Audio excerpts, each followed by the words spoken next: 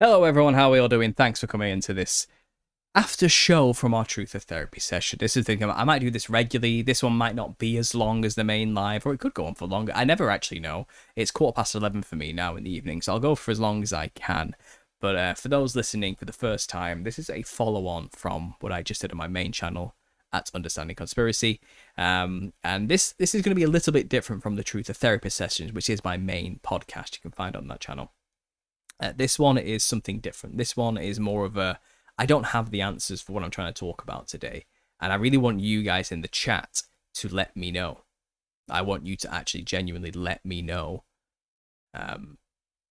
if you have an answer or a solution or anything at all to these types of problems, which I kind of bring up here. And I'm going to try and think it out with you guys as well. And then obviously this is more of a back and forth, more of a conversation than anything else.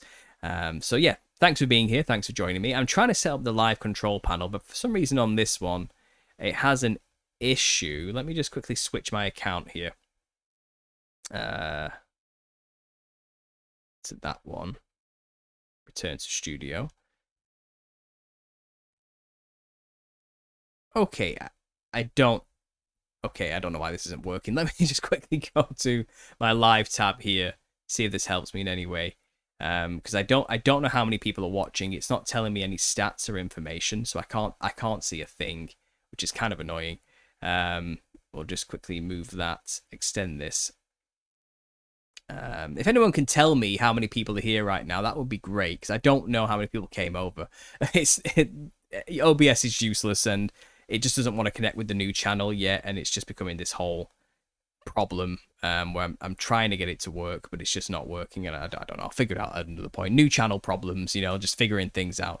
But yeah, please let me know how many people are listening right now, how many people are coming in. If you can give me regular updates throughout the talk, that would be great. But today's talk is going to be, what the title of this is Can We Change?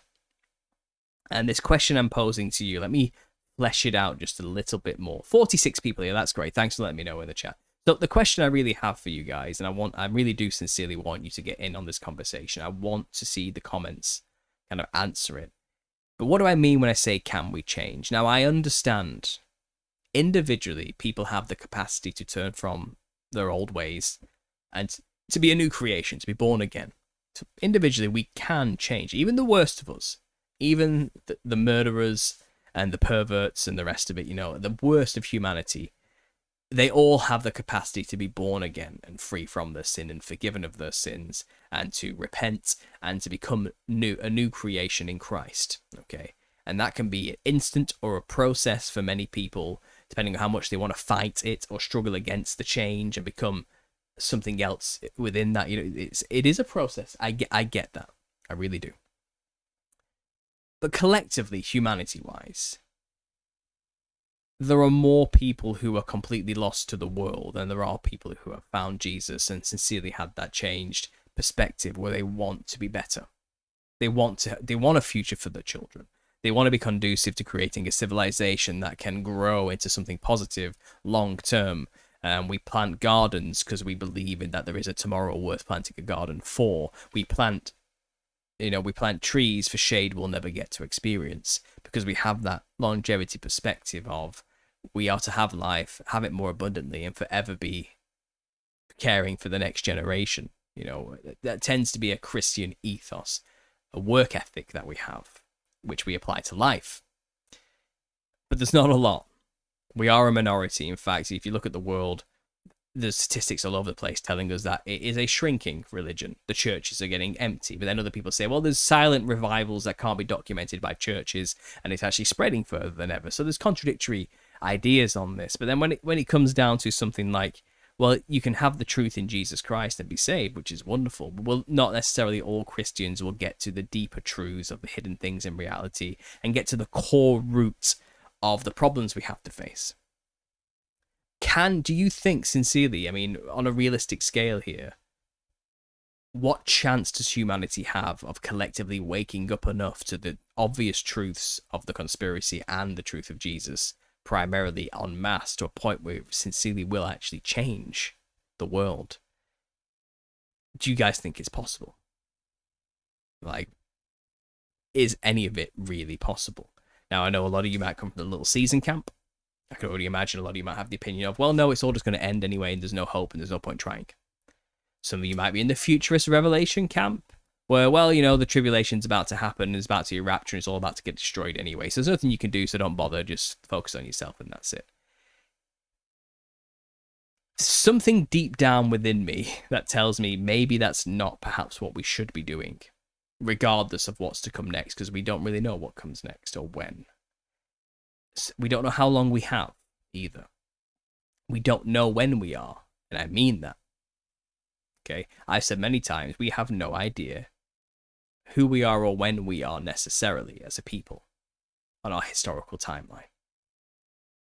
And just because we have theories and ideas like, well, we might be in the little season, we might be pre-little season, we might be post or waiting for a post or pre-trib rapture, or maybe we're post all of it. And we're post little season, post judgment, and we're in the new heaven and earth. There's many schools of thought within Christianity of when we are. Okay? And I mean that when I said we can't know, I mean that. I lean more towards the little season. I think that explains a lot. I think it contextualizes a lot of our problems very succinctly. But I don't 100% know. No one does. Okay?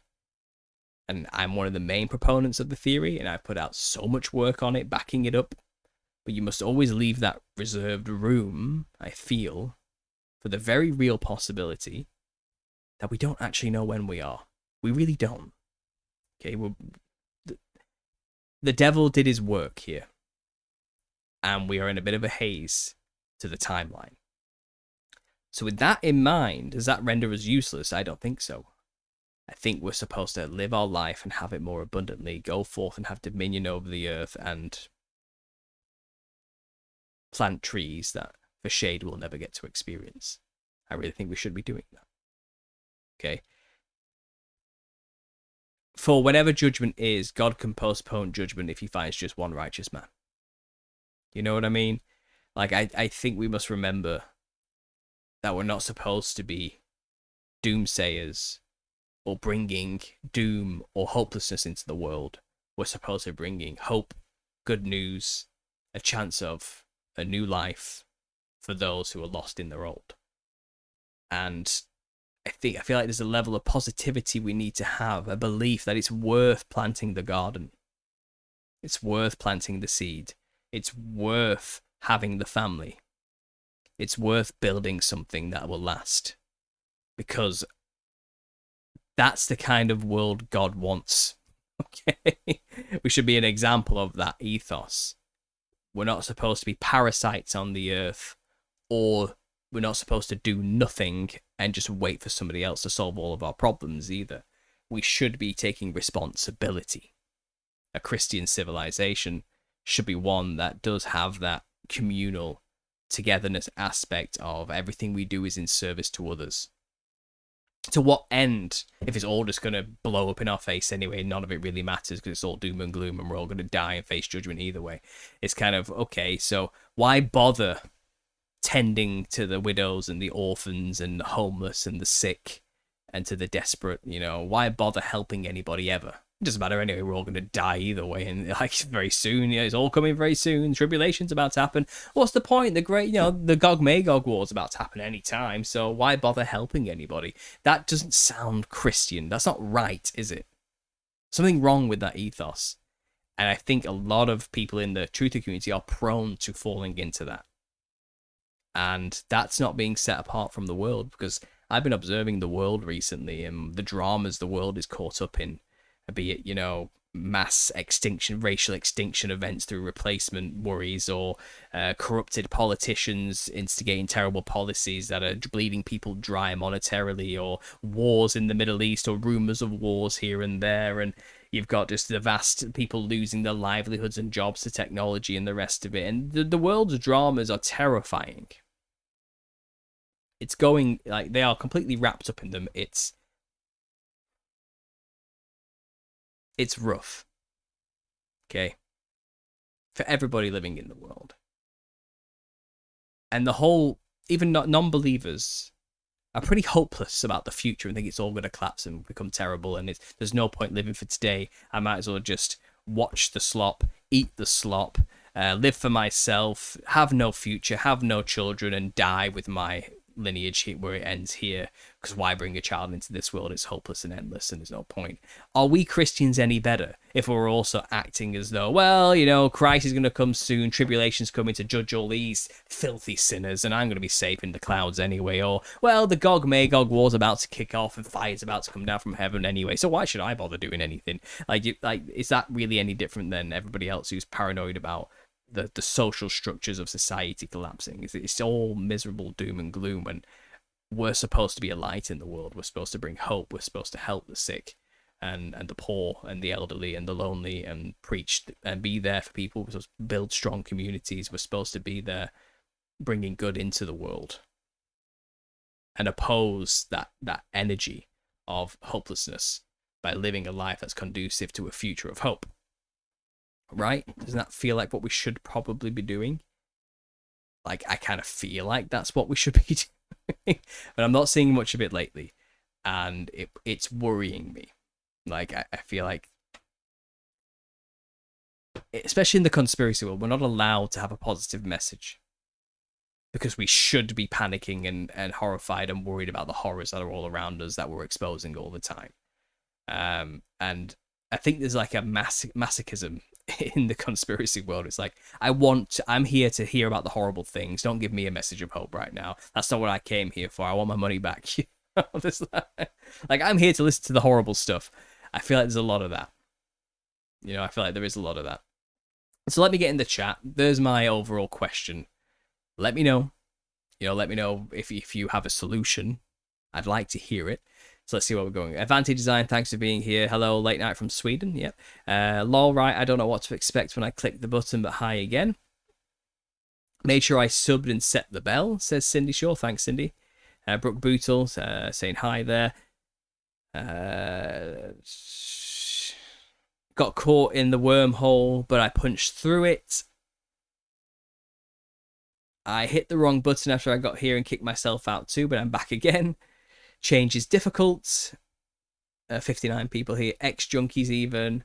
What are we doing with the numbers? My volume's too low. I'm eating chips. I can't hear anything.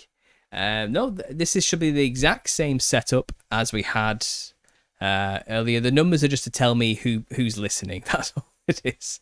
Change is possible. With God, all things shall be possible. But with pride of man and his free choice blocks people from Father's blessings. Yeah, I suppose that's a good way of framing it. Eyes for truth, yeah. Through God, all things are possible. It can be done if we have enough faith and believe in it and actually enact it and make it happen. But most people, I feel like they don't want to. They want it all to burn and collapse. And look, I live in the shires of England. The countryside, we'll call it, you know. I'm not in the cities. So maybe I'm sheltered from the horrors happening all around us and the consequences of the bad policies that have been shipped upon our civilizations all over the earth, not just Western civilizations, you know, but maybe I'm a bit sheltered from it. But when I look out on my day-to-day and I'm living my life in society, which is the British society, I just see people going about it, living their daily lives, doing the best they can with what they've got. I see hardworking people with families struggling like everybody else, but still at the park, having a laugh, having the drink, eating the food, playing with the children, keeping the smiles up, and enjoying the weather, and enjoying the sunshine, still gardening, still planting trees, and having a community, doing the charity walks, being there for one another, and being the best they can, given the situations that they're in. And it's not all bad. You know what I mean? I think the chronically online do tend to think everything is awful all the time. And maybe in here it is. You know, for the individuals. But the world itself actually is not. It goes on. That's what I've noticed. It's actually okay. Things can be okay if we shift our perspective a little bit. Which is why I'm thinking as Christians, we should be happy, positive. I'm not saying we should be cliche like a Ned Flanders or like naive necessarily. I'm not saying that. But in spite of the horrors, we smile. We embrace. We forgive. We share. and we sacrifice. You know what I mean? In the face of the pain and misery and what evil people are doing to us, we should bring something else. You know what I'm saying? I really feel like that's what we should be doing. We should be applying that into our life daily. And maybe I've fallen into this as well, and I shouldn't have. Because I live and breathe this stuff, you know. So maybe I forget sometimes the impact this can have on everybody when I say these things. Like sometimes I say things which I realized after the fact may have really hurt the minds of people listening to it, because it's a lot to take in. Like, and I have to check myself and realize, like, okay, well, just because it doesn't bother you, Paul, doesn't mean it's not something that's maybe a bit too negative. And at the same time, is it all as bad as I'm making it out to be? Or have I also bought into the internet hype sometimes and I get a bit swept away with stuff and I've got a bit too far into my own head? And then when you go and touch some grass and go for a walk and interact with the world and nature and people, you realize it's not all bad. There's some moments you look around, it's like things can be improved. But are those things necessarily always outside of my ability to improve them as much as I like to think they are? Say there's a part of my local village or town which is in disrepair or decay or needs tidying up, and I look at it and say, oh, this place is falling apart, it's not what it used to be. So, well, what's stopping me from repairing it? Other than council red tape, you know? But there's things you can do. It's like, oh, look at all the litter all over this place. Look at this place falling apart, and these flowers are dying. And this used to be beautiful. You know what I mean? Now look at it now. No one's looking after this green area or something, and it's a sign of the decay of civilization. It's kind of the ghettoization of the Shire is at hand. And it's like, well, is it, or do I just need to go put a bit of plant feed in that area, and maybe get a bin bag and a litter picker and go pick up all that rubbish? You're like, we have to in some way take responsibility for our immediate surroundings and what we can change around us. And if everyone did those small little things, who consciously took that time to do those small little things, a beautiful environment is conducive to a happy mind. Okay, we know this. Like, it matters. Your environment matters. And maybe we could just do something like that. Again, I don't have answers here. I'm riffing. Okay, I'm trying to figure out, can we change? Is there things we can actually do to make things better for everybody, in a way? Like, and love one another, of course, is the main solution, including our enemies. But is it possible? What can we actually do here? Does anyone here even think it's worth it? Or have you all given up? Like, I want to know. And it's like, I'm getting a consensus here. Like, I'm asking here. Paul can't see the number of people in chat, so they're updating him. Update me again, guys. I don't know where we are. Just keep every now and then. Just hit me with a number, all right? I live in the Shires of Michigan. Oh, good for you. I'm glad to hear it. Only when folks suffer enough pain do they ever get to a place of true humility where they are willing to be corrected. I believe God knows what he's doing, says Jimi Hendrix. Yeah, I think there's something to that. I mean, my own personal journey and testimony. I don't have to give the whole spiel now, you know. I've said it many times, but I really was at my lowest point I've ever felt in my entire life when I finally asked for help. You know what I mean? Like, it was rough. It was really rough. So I get it. I get what you're saying there. Maybe collectively, humanity or nations or peoples need to see how bad it can really get first. They need to feel it. They need to live it. And when enough is enough, people will stand for what's right in the end. And maybe God knows that. That fundamentally, as bad as evil people can make things, good people win in the end. You know? And I don't think we've seen the limits yet of what bad people can do. And I don't think good people have been pushed to their limits fully either yet. There's a lot more to be pushed, and the bad people are pushing us. And you know what? Like, the true narcissists they are, they'll tell us to thank them afterwards. Well, without us, you never would have realized your own true power. Without us as the negative force in the world, you couldn't have created such a positive world as a reaction, could you? They'll still see themselves as the necessary hero, the necessary evil. Like, they'll still spin it that way, won't they? You know, and knowing what these people are like.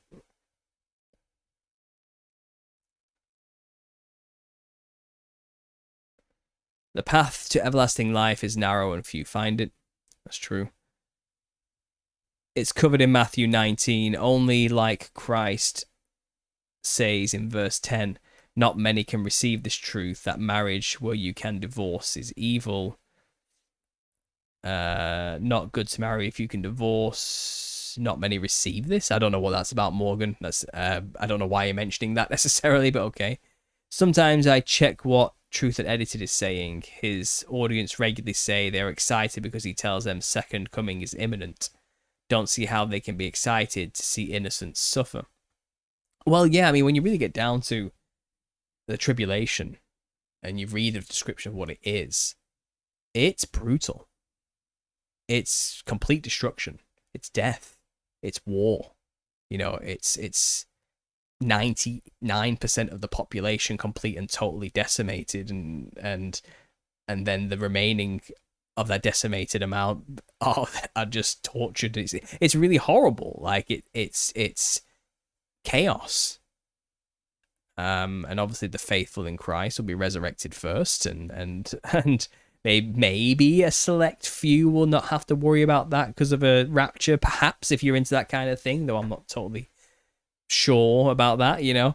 But when you get down to it, like,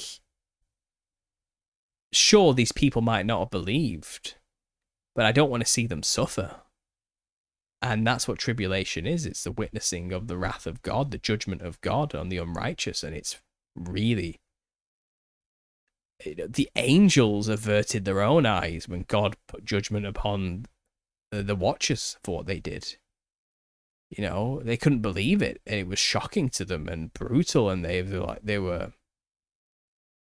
was too much even for them, you know, when it comes down to it. But sin required righteous judgment, you know, it's required for sinners. That's what it comes down to. Like, otherwise there's no fairness in this world, you know. Like, if the bad people who did the most horrible things to us, who have remained unrepentant and accepted the forgiveness of Christ and have been that to the very end, don't get what's rightfully justified to their actions, then God is not righteous. He is not good.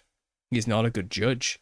In fact, you would hate the judge who let off the one who murdered your child so easily, you know what I mean, who remained unrepentant and refused to be sorry for it, you know, and change their ways and see the error of their ways. And then that judge goes, okay, well, I'll let you off.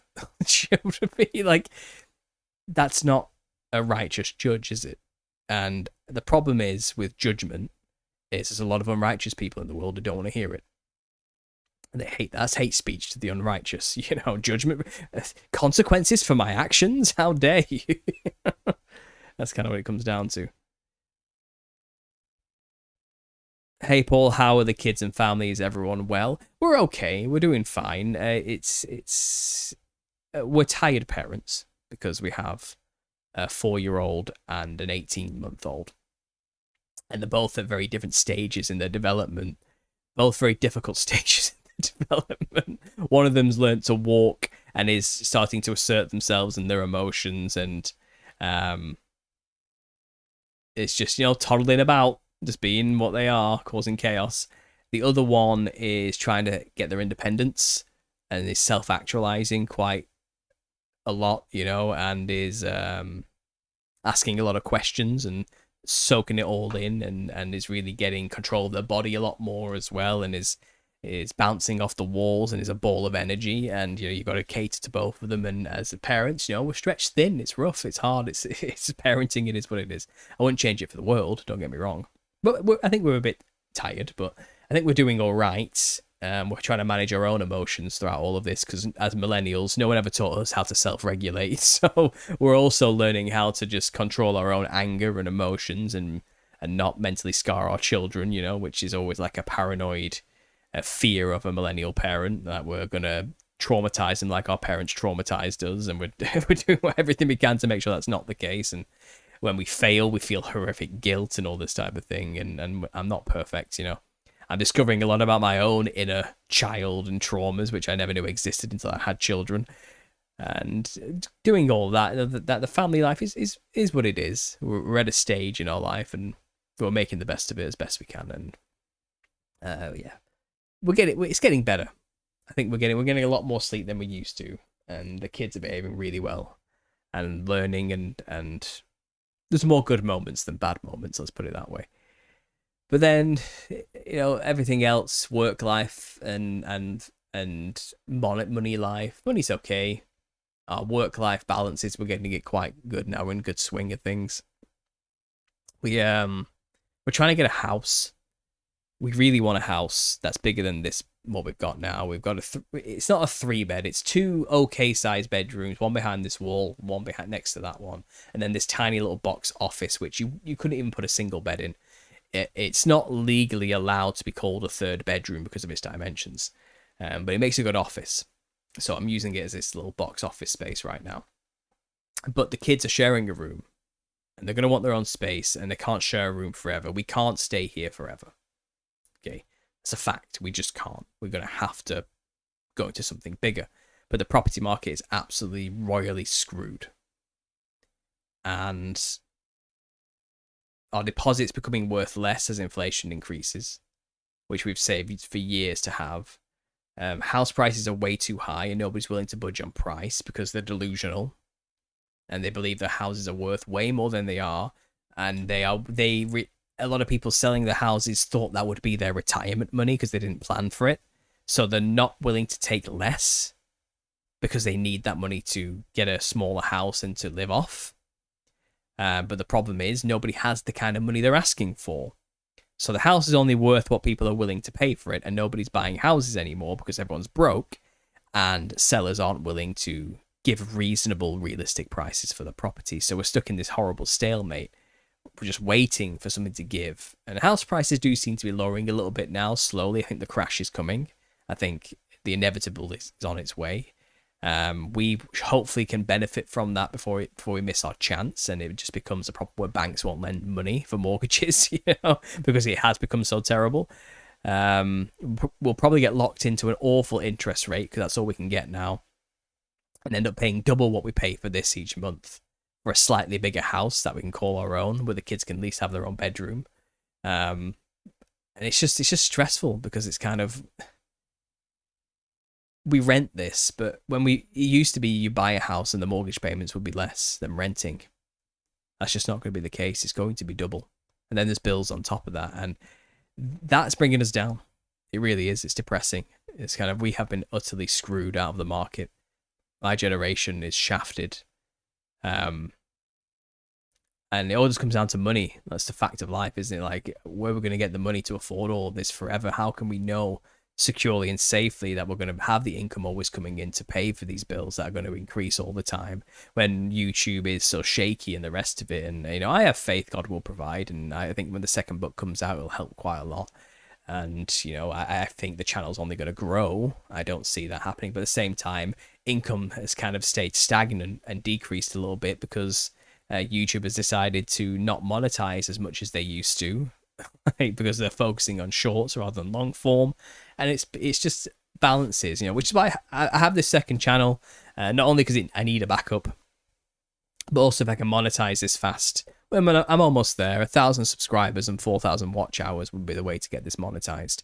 It would hopefully make up for the shortfall which came from the main channel, because the main channel, you know, practically halved its revenue after January. But the views stayed the same. So YouTube's played silly beggars and done something here, you know. So what I have to do now is have 2 channels to generate 2 incomes to kind of get back to where I was, just to get back to the status quo. So there's stress with that. I think everybody has money issues and everybody has these type of stresses, and it is what it is, and I'm doing what I can. And work-life balance is getting better. I'm happy the book is almost finished, the second book, because that takes up a huge chunk of my time, which I want to put back into family and into the channel so I can focus on the art channel as well, the understanding creativity to kind of give that the attention it deserves and get that off the ground a bit more and going. So hopefully that should come in the future, and I'm hopeful for the future. Like, we're very hopeful. It's just the property stuff is the only thing, an issue I kind of see, to be honest. Sorry, that was a bit much, wasn't it? You guys didn't need to know all that about my personal life. Maybe sometimes I just need to talk. Go camping. Yeah, well, yeah. Paul, I prospected a church. Its website said church attendance is mandatory for the believer because it's in the scriptures. Thank you for clearing it up. Well, yes, it is, but it's kind of what do you define as church? Realistically. The Shire, that sounds nice. Watch Lord of the Rings Extended again recently. Well, the problem is with the Shire in the Tolkien's universe is that the hobbits don't realize the horrors that surround them. They don't know what's going on in Mordor. You know, they don't know what's going on in these other kingdoms of men where the war has reached them. And the hobbits in the Shire are kind of living a peaceful life, just getting high all the time, and they're naive. And I think in the UK, I think a lot of people in the Shires are naive to what's coming to them. Because all the diversity and the inclusion and the bad policies and the 15-minute cities and this, you know, these globalist regime implementations are in the cities for now. But they're coming to the Shire if we don't do something about it soon. The Shire will fall, you know. And I hope there are good men out there on the front lines there fighting that battle to keep us naive and safe. Like, I think that's primarily. I think that's what Tolkien was trying to get at. You know, if he wasn't, it's an apt metaphor.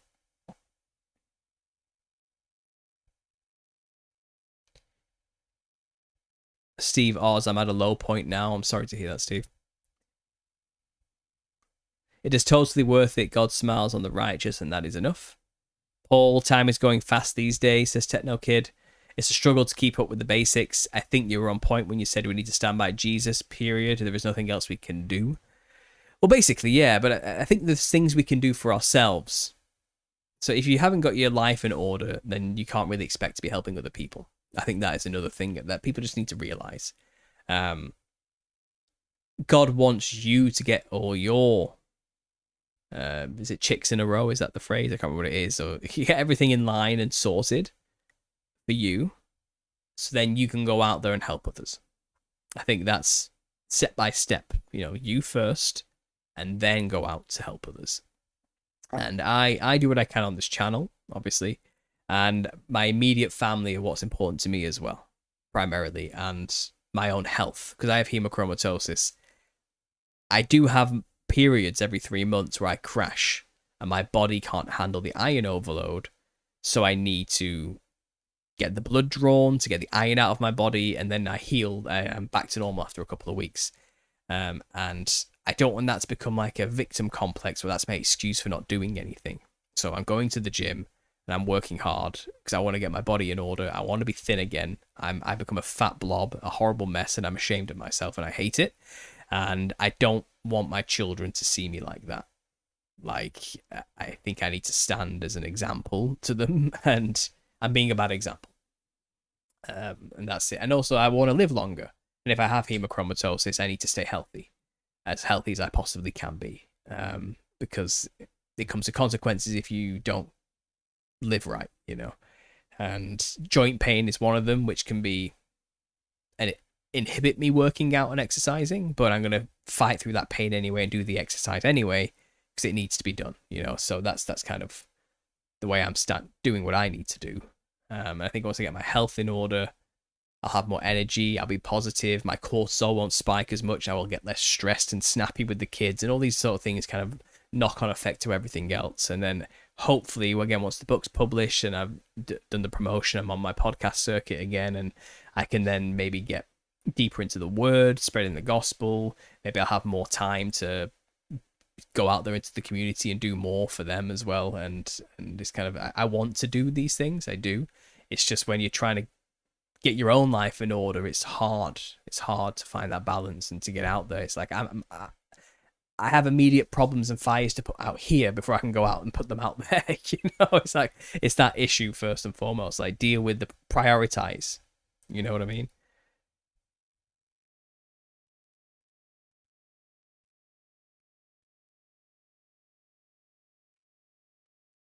The biggest lie. Okay, I see. Um,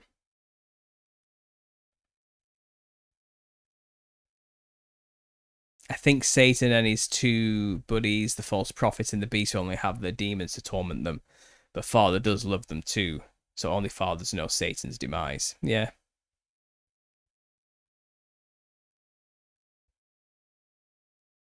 I mean, to be fair, nobody's innocent. Well, that's what I mean by divine judgment. Yeah. Um, Let me just quickly check something, guys. I just want to quickly nip over to my YouTube here. I want to see if I can get stats up through the main. I know I can, but it says 83 watching now. Is that correct? Is that the number you guys have, or is it changed a bit for you? Because the numbers are always very inconsistent when it comes to YouTube. Let me switch my account here. I'm sorry if this is causing any lag, by the way. It can happen like that sometimes. Well, that's the wrong channel. Yeah, I really do need to get back on this Understanding Creativity channel and actually get some more going on there as well. It's just had to go to the back burner. Rocky Shepherd, Paul unshadow banned me, bro. Rocky Shepherd, did you get shadow banned? Like, he's left a comment here saying Paul unshadow banned me, bro. I didn't know you got shadow banned. You've been around for ages, Rocky Shepherd, haven't you? Like, I don't. What happened? What have you noticed? Let me know. Fill me in if something's happened. Because I do think YouTube does play with my channel a little bit here and there sometimes. I have had people tell me they have physically they've been removed, like unsubscribed from my channel. People have told me they have been actively unsubscribed from my channel. Like, I have been told that. Is it true? I don't know. Did they hit a button by accident? I don't know. Okay, maybe they did, maybe they didn't. I'm not going to get too paranoid about it. But people tell me about being shadow banned and all this type of thing. I don't know. I just post videos and people leave comments and it is what it is.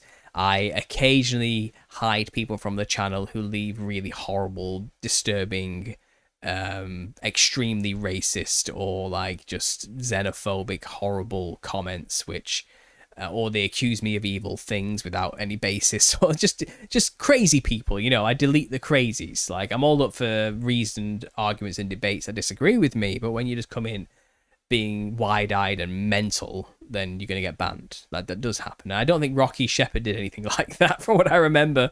No, I don't think he did.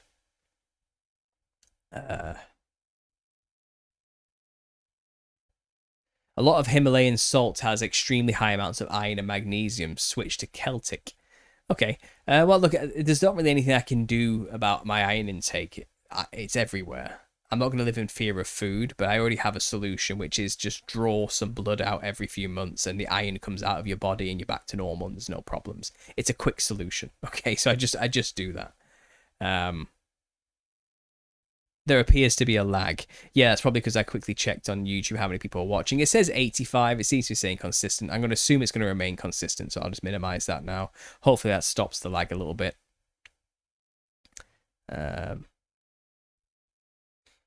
Yeah, but yeah, I actively need to avoid iron. Like, I need to do what I can to reduce my intake. Or it's more frequent phlebotomies, as they're called, or venesections. Paul, would you describe evangelism the right way? Says Alex. I'm not sure what you mean by that question. Do you want me to correctly describe what evangelism is? Or do you think I agree that evangelism is the right way to do things? I'm not sure what you're asking me. That I'm genuinely not sure what the question is. I have seen Rocky Shepherd around, but for a while, like 4 years. I don't know. I'm pretty sure he was a regular on the main channel. Maybe he got blocked on the main channel. Maybe he said or did something I'm not aware of, and a moderator. I don't know. Like again, I don't lose sleep over that kind of thing, and I don't really track that kind of thing. Google does that, not Paul. Yeah, some people do a lot. Like honestly, like a lot of comments people leave, I never see until like 3 days later. That does happen. Like, and it's odd. It's really strange. Like, because I check all the comments after the stream, a day after the stream. Okay. And say I haven't posted in a while. So I go back to the old video that was posted 3 days ago. And I just check the comments to see where they're at, how many more people commented. I'll see a comment that was posted 3 days ago, so the day after the original video. And I never saw it when I first looked. But it tells me that's when it was posted. But it wasn't there when it said it should have been. Do you get what I mean? They only released it publicly 3 days after they posted it. And it wasn't in my held. It wasn't in my review comment section or anything like that. YouTube has actively held that comment back and only released it way after the video stopped getting views. Like, what a pernicious, sneaky move that is. Honestly, like, they do that kind of stuff. I've seen it. Like, it's weird. And sometimes it's such innocuous comments. Like, why do it to that one? Like, I do wonder sometimes what's going on with the algorithm. It seems so arbitrary.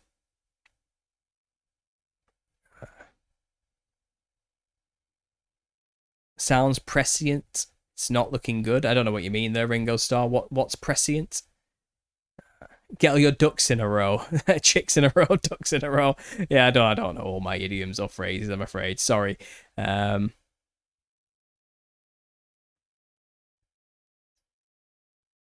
Blood draw and take copper, says Bob D. Oh, you don't have to tell me. I'm the one who lives with the sickness. I don't need any unsolicited health advice. Don't worry. Had to stop giving children Flintstone vitamins when they was little because iron count was too high. Yeah, it's really horrible. Like, high iron is just as bad, if not worse, than low iron. Because high iron, I mean, don't get being anemic comes with severe low oxygen issues. Okay, don't get me wrong, and that's terrible. But high iron literally rusts your organs and your joints. It turns toxic once it does too much, and you literally get rust in your body and your bloodstream. Okay, and you turn coppery, orangey yellow. Like you actually turn that color because you have rust you have iron in your body, and it's oxified. What's it called? Oxidized, and it's become toxic in your body, and your joints ache because you've got metal in them. Like, it's really horrible in it. And I got to that extreme case before I got treatment. I was at like 1,350 ferritin. You should be 50.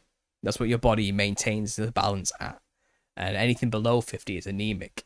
I was 1,000 and something, and I was getting my fingers ached. I couldn't open them without being in agony. I was stuck into like a claw position. I would wake up in the fetal position because my body had curled up like a dead spider, kind of curls into a ball, and I'd have to like crack my joints open and to stretch them out in agony just to be able to stand up. It got really bad. Like, and any longer would have got heart damage, kidney damage, liver damage, because metal in your organs were, believe it or not, that's where iron gets stored in all your major organs when they run out of room in the blood. Just store it in the heart, just put it in the brain, just put it in the liver, whatever, just put it anywhere. We just can't. That's what your body does. It goes into overdrive, and once it's too much, metal starts tearing your fiber apart, your muscle apart, because you have metal in your body. When you walk through an airport scanner, you set the alarm off because you're full of metal. You know what I mean? It's that bad. And I was very close to getting all of those problems, and I caught it just on the cusp of it getting that bad. I managed to rapidly get the iron out of my body through like blood draws every week, and that saved my life. Honestly, it saved my life, and getting that diagnosis saved my life. And I'm a couple of years after that treatment now, and I have to get my blood drawn every 3 months just to keep it back to 50, just to keep knocking it back down to 50, so it never gets to a point again where it's going to damage my organs or kill me. But that's my life. That's forever. That is forever now. Like, there's no other solution. Like, honestly, I've looked into everything you can do. That is the quickest, safest, easiest solution. And there's never been a month yet where it hasn't gone up consistently. It's not balancing itself out again. Yeah, so it's horrible. Like, and it kills so many people. Hemochromatosis, it's been around forever, but it's only really been taken seriously in like the past 2 decades. And so many people have died at like the age of 50 or 40 from hemochromatosis because they were never diagnosed young enough and had treatment. So by the time you get to them and you diagnose them, they've lived for like 20 years or 10 years with extremely high ferritin, only going higher and never coming down because your body can't process it. And they get all those symptoms I mentioned, and they get liver failure, heart failure, cirrhosis, and they die. And it can be solved. Like, if you catch it early enough, they can never get damaged because they'll always maintain their iron at a healthy level because you can get the treatment to maintain it there. But if they go through their entire life never being diagnosed and just thinking that's just how my body works, that's just how I feel, then they die. It's that simple, because we caught it too late. You need a new liver or you're going to die. Your heart's too damaged. It's going to fail. That's basically what it gets to.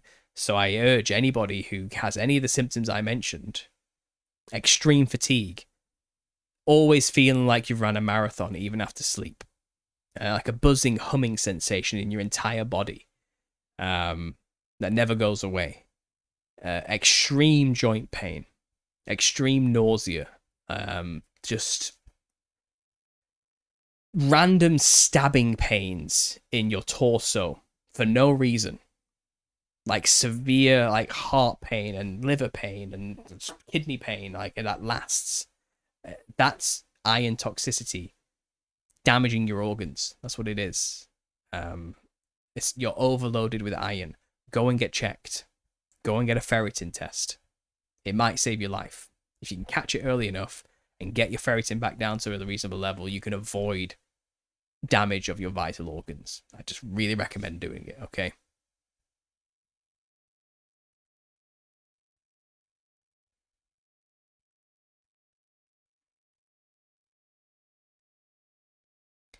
The pure everything is pure to the one who needs to drain his blood. He drains the blood even on the Sabbath.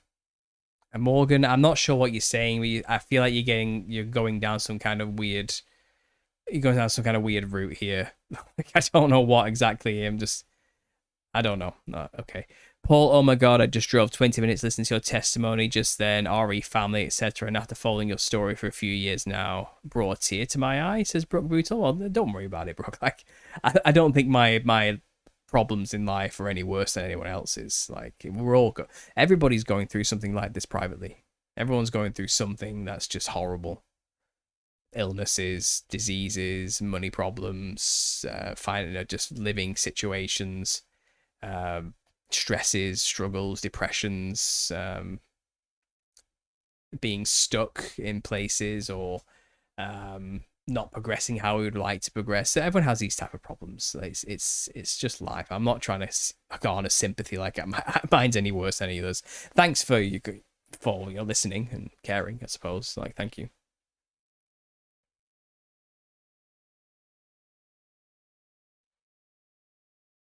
That sounds so difficult and painful. You're handling this with strength. Well, like I said, Wendy, luckily for me, now that my iron's back to normal, I don't have those symptoms anymore. I'm fit and healthy again. And when I do start to get symptomatic, usually my ferritin has crept up over 100, or like it's got to like 150 after like 3 or 4 months. And it's kind of, that's not toxic levels, but it's high enough for me where I start to get the odd joint pain, so it's time to go and get just 1 bag of blood taken out, and that draws from your body enough iron for it to release it from all the storage places to put it back into your blood, because your body uses iron to make red blood cells. So it'll use all the stored iron to make new red blood cells that you just removed, and that in turn draws the iron out from the storage places, which puts your ferritin back down to a reasonable level. And that's it. That's just the quickest, easiest, simple cure. There's no other. You can take chelation medication and drink green tea to your heart's desire. You only slow down the inevitable, and chelation comes with a lot of side effects, really harsh side effects, because chelation medication literally scrapes the iron into your bloodstream and through your digestive system and then out through the urine. But then you're going to have orange urine, and you're going to have a lot of kidney damage and problems going on with the iron passing through it. And they only use that method because you can't have blood drawn, because that would be too dangerous for you because you're really old or something, or have some other sickness or illness or something. So in extreme cases, they'll use that medication, but that has severe side effects. The one with the least side effects is just take some blood out of your body. That's it. And then just get rid of the blood, because it's too saturated with iron to be used anyway. Like, no one can use the stuff, because if you donate it, people who need blood transfusions would use high iron. They have problems with getting too much iron because they're taking blood from people. So you need to. They're the type of people who need to take chelation medication because they already need transfusions for life. Okay, so you can't just drain blood from them to take iron out of their body, because they're already in a situation where they're always needing their blood transfused. So to deal with their high iron issue from always having blood transfusions, they had to take chelation medication. Do you get what I mean? To balance it out, and it just becomes this horrible. It's just shitty. It's just a shitty situation. So my blood would be useless to them because it has too much iron. So there's just that issue, you know. We're all being dehumanized at the moment. Bring on heaven, I say. Yeah. Paul, you are so pleasant while being so sick, Paul. I would not know if you did. I would not know if you didn't say thank you. Oh, thank you. I'm doing it again. I'm very stereotypically British and polite. I am. And I am thankful. I'm thankful for all of you who choose to listen to me talk for 2 hours for some reason. I'm thankful for everything I have. I'm thankful for the channel. I'm thankful for my family and the support I've had that lets me do this and keep doing this. I'm thankful that people want to listen. I'm thankful for all those who stuck with me when I decided to not make little season content anymore. I'm thankful for all those who have bought a copy of my book and believed in the Nephilim Clown work that I do and have supported me through that. I'm thankful for all those who helped me when my car broke and my family had no means of transportation because it bled to death on the drive, and people literally helped me get a new car. Like, I can't believe it. Like, I'm incredibly blessed and lucky, and I can only say thank you. I can't pay back what you've done, what people have done for me. Like, I can only be thankful and appreciative, and do more of this and keep turning up and keeping up my end of the bargain, you know, as much as I possibly can.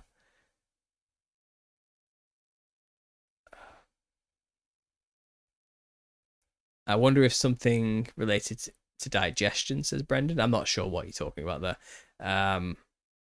Well, if you talk about hemochromatosis, I have a gene.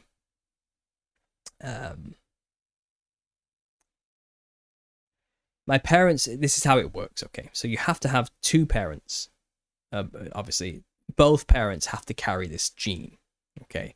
Now, neither parent has to have hemochromatosis, but they have to carry this specific gene, okay?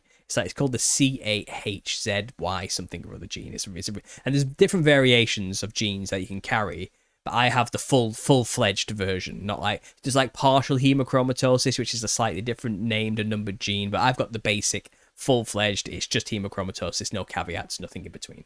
So my mum carries the gene and my father carries the same gene, okay? But neither of them have two of the genes. So neither of my parents have hemochromatosis. You have to have two genes that activate together to get hemochromatosis. My parents carry one, okay? One each. So they don't have it. But because they had me, all right, there was a 1 in 4 chance that I would be born with two genes in my DNA sequence, okay? So that was already rare that was going to happen. But I'm the 1 in 4 of the children of people who carry the gene. All right. Oh, sorry, my webcam just died. I can fix this. Bear with me. It wasn't charging, so it wasn't plugged in right, I'm guessing. There we go, it's charging now. Quickly.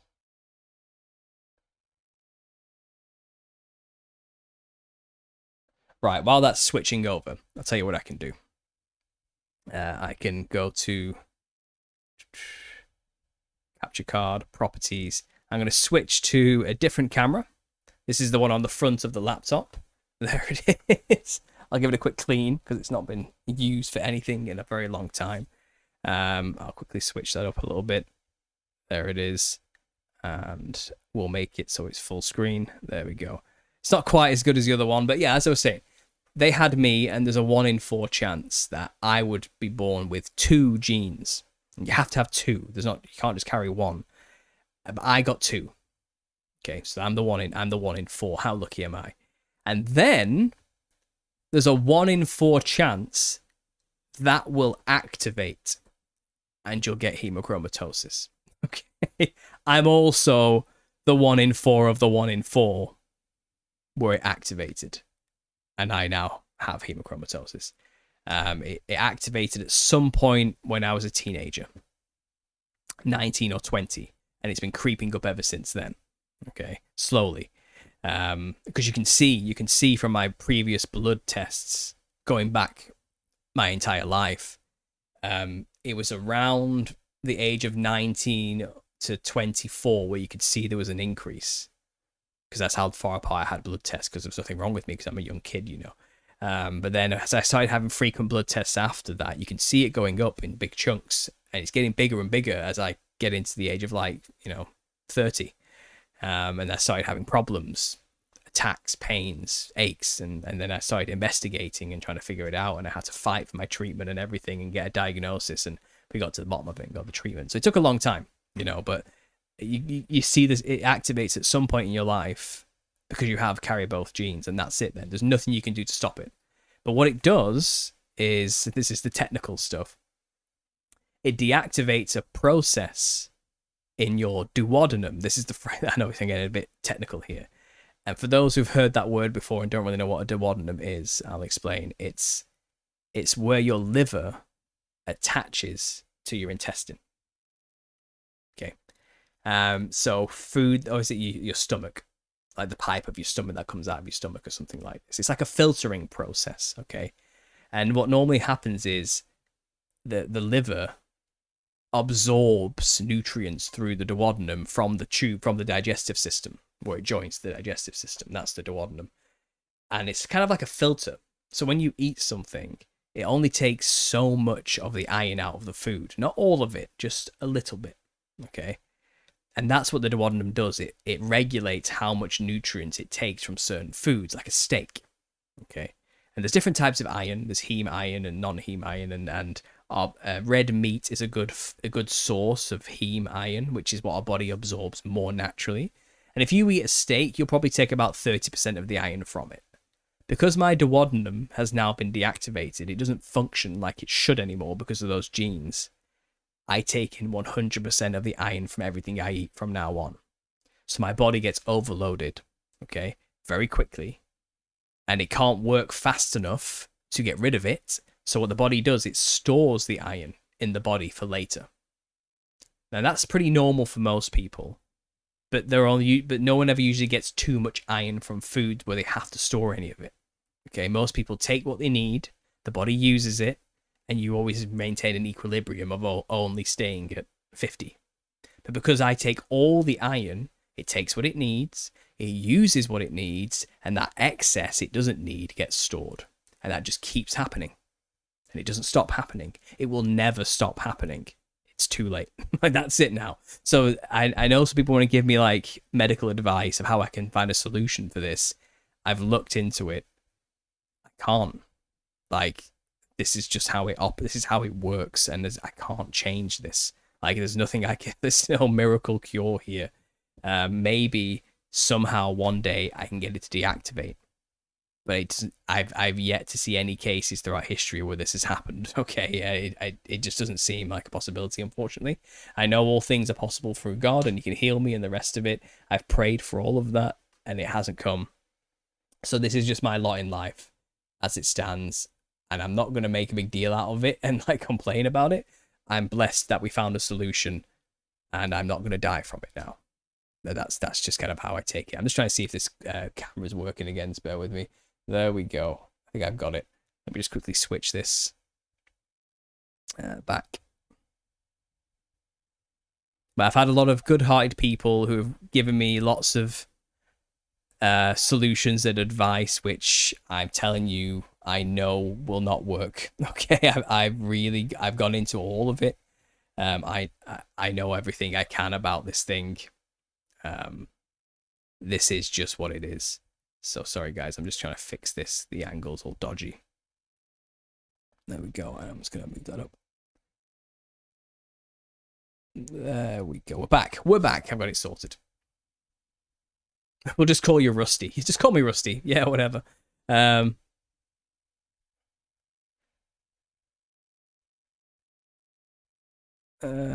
Duodenum is a fun word, isn't it? I know it is.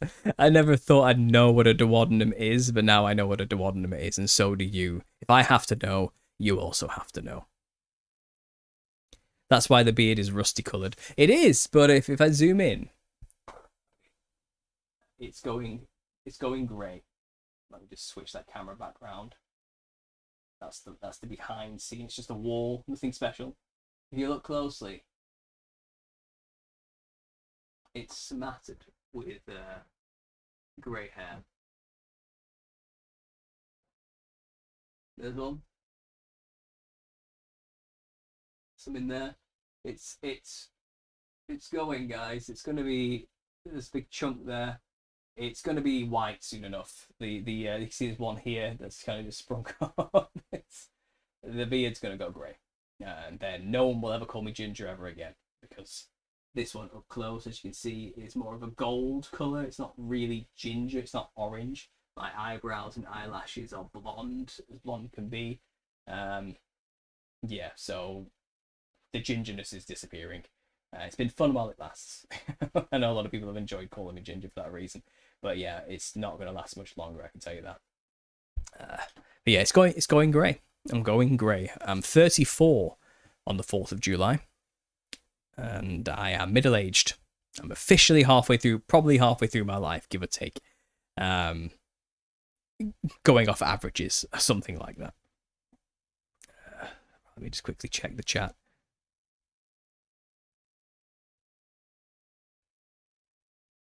He isn't a ginger, people. That's right, I know. Though I will say, the hair on my arm, as you can see, is blonde, but I do get freckles. I do get freckles in the sun. You see, they're not there in winter. They're not, but then in summer, I suddenly get them. So I do have elements of it, but I'm like a day walker, I guess you call me. I'm like an in between. Because I wasn't born ginger. Like, if I show you this is young chubby Paul here. As you can see, my hair is as white as snow. Like, it is very white. Ginger kids are born with orange hair and it never changes. So that's the difference. But people just, I don't know. They don't want to believe me. They just keep calling me crazy. That's exactly what a ginger person would say. That's all I ever get.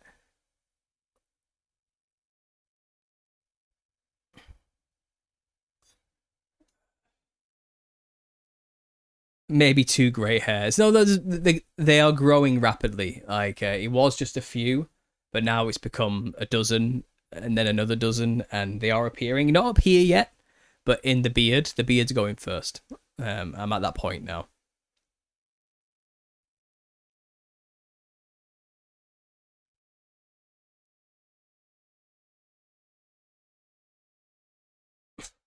My mum calls freckles angels' kisses.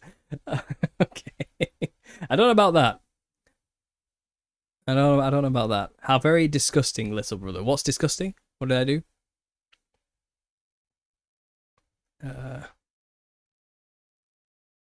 Most accurate silver fox with the red.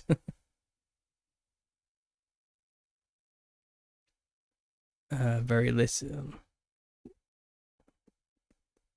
Did somebody say something horrible and I missed it? Maybe it's for the best. Maybe I shouldn't see these type of things. Because this is a new channel, there's a lot of people who are on this who will be talking who probably got banned on the main channel. But I now have free reign to be their usual selves on this one until I catch them again. So there may be the odd thing or two happening here and there, which isn't conducive to a productive conversation, shall we say. And until we get them, they may say a few things for forward. So yeah, sorry, a few things untoward, which I'll have to catch them doing first.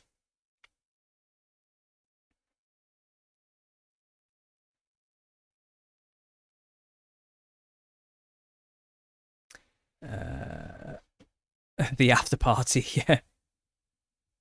You gave it so much, Nate. What did we give? What's going on? Yeah, I must have missed so many comments. I'm sorry. You must have missed it, mate. Me neither. I wonder if it's something related to digestion. I'm kind of catching up here. I don't know how it's spelled. It sounded out the best I could. I don't know how duodenum spelled either. Now you mention, just write it how it sounds. Yeah. Oh, how very distinguishing, little brother. There we go. Sorry, I read disgusting. I'm sorry. Sorry about that. We appreciate people can laugh at their own expense. Very rare these days. Self-diminishing humor is quintessentially British. We're kind of raised on it. We think the best punchline of every joke should be ourselves because we're too polite to make it other people. Americans, you have a different philosophy. You just rip into everybody around you. You like invented the roast. We just don't do that because we're more of a, as a culture, I would say Britain is much more of a log out of our own eyes before you take the speck out of someone else's type of people. Okay, it's just our nature. It's like I've got way too many things I need to work on before I can start making fun of other people. That's just what we're like. It's just the way it is. We get carried away here in comment land. Only realised I was not subscribed 5 minutes ago. Well, guys, if you haven't subscribed to this channel already, subscribe. This is more of an intimate session, bit of a back and forth. This really helps me doing this here, get the watch hours up on this second channel so I can get it monetized faster. I will be releasing mini clips every single day on this channel. I missed one today, but I'm doing a live show instead to make up for it. And it's just a bit of a side hustle, but also if the main channel ever disappears, this is where I'm going to be. I'll just switch over to this channel and rebuild everything here.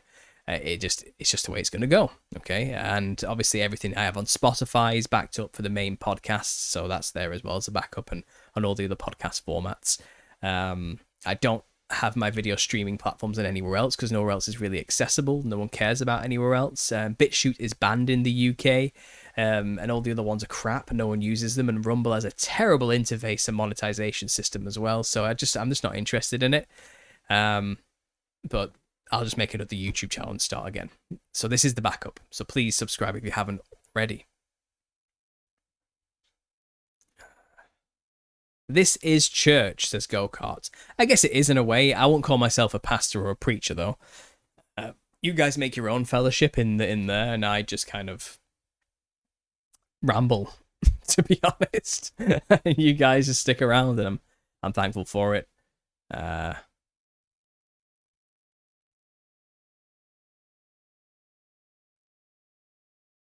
I have had pain for so long in my teeth, I do not think people know how happy or pleased I am to not be going through that. Well, I'm very happy for you. I know teeth pain can be very, very terrible. I get really bad wisdom tooth pain on the top of both sides every month or so. It's brutal, and it's horrible when it's around. And I do have a hole developing in this tooth up here. The fillings are just falling out every time. It's going to go soon. I'm going to lose that tooth soon. I know I am. I just know it. And my bottom teeth are crooked. As you can see, this one is behind the rest of them. And because of this, people have claimed that I'm an evil reptilian with a mask or something. They're really crazy people. Because I have sharp teeth. because in low resolution, it makes my teeth look jagged, like they're sharp. But now I'm in full 4K, as you can see. I don't have sharp teeth. They're perfectly flat, but they're just crooked. So it creates the effect, the illusion that I have sharp teeth.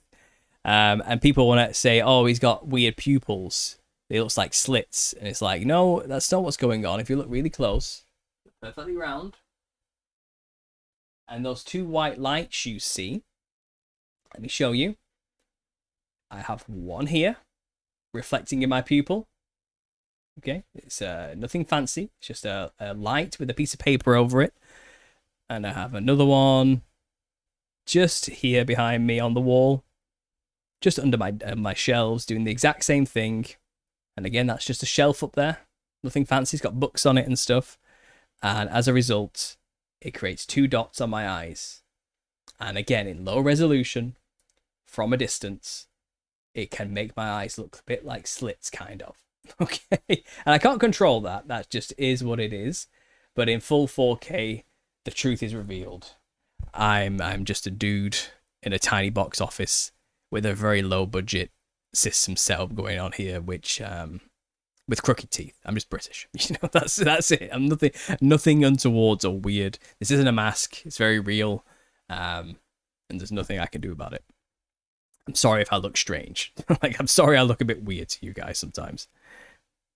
You are shooting 1,000. I'm also pleased with your testimony and how much respect you have for obedience to the word. Well, thanks, Morgan. You're sharing your experience, strength, and hope. That's the aim. That's what I'm trying to do. I get mixed reviews. I'm not going to stop, you know. I love British humour too. Lots of sarcasm, innuendos, and creative thoughts. It's really cool, wholesome fun.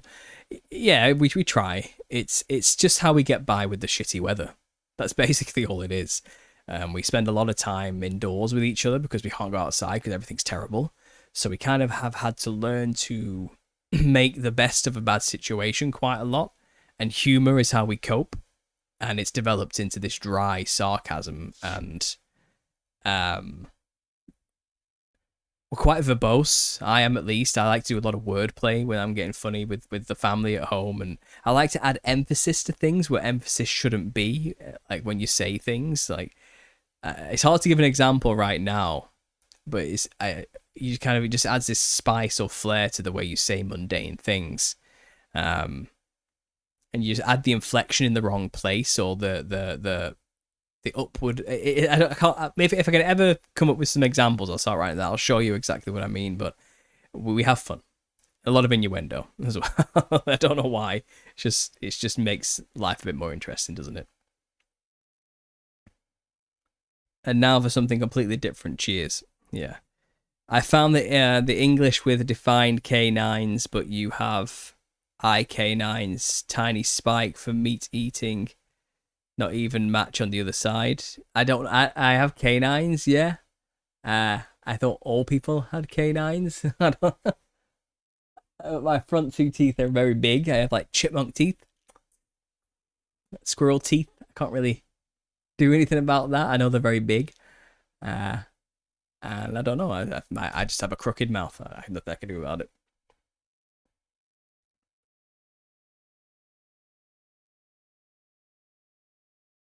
All good reviews means you're not doing it right, lol. I guess so. Yeah, I guess. It still hurts, though. It still hurts when you get a bad review. That's a good way to describe all the horrible comments I get. My email box gets filled with some of the most passive-aggressive nonsense I've ever read in my entire life. Pretending to be worried about me, you know, but really they just hate me and want me to shut up. Again, as I explained in the other show, most of the hate I get, really, the worst of it comes from other Christians. And I wasn't raised in a church, so it was a bit of a culture shock for me when that started rolling in thick and heavy. And I really experienced it the most when I was in the Little Season community and coming out of it. Or not coming out of it, detaching myself from the group that had formed, or the groups that had formed, and the community of leadership, shall we call it, that was doing the presentations that people were gathering around. It's kind of, I'm not looking to be a cult of personality surrounding that one topic. I'm more than that. Okay, and I know I am, and I know I have other things to do. I have a book to write. I have spiritual warfare topics to evaluate, extrapolate upon and grow upon. I have commentary to make on the conspiracy as it unfolds on the world stage, and I've got a mission to bring people to Christ and meet them where they are, and it's not always necessarily going to be through the Little Season stuff. And I found the Little Season community was full to the brim with church people who weren't truthers. They're not conspiracy people. So they always looked at me with suspicion, like, you're more interested in all worldly conspiracy stuff than Jesus. Oh, he's too busy talking about clowns to talk about the truth of the Little Season. That kind of vitriolic, evil attitude towards me, like I'm doing something wrong and they're doing it right. And that community is full of those pious, self-righteous narcissists who demand you do it their way or else. And it's because they come from the church. Okay, they are churchianity type cult people who need that kind of structure. And because I couldn't give it to them, they flocked naturally to those lovey-dovey, loosey-goosey saccharine types who always pray all the time and read scriptures verse by quote all the time and say, oh, brothers and sisters all the time and lovey-dovey. That fake crap.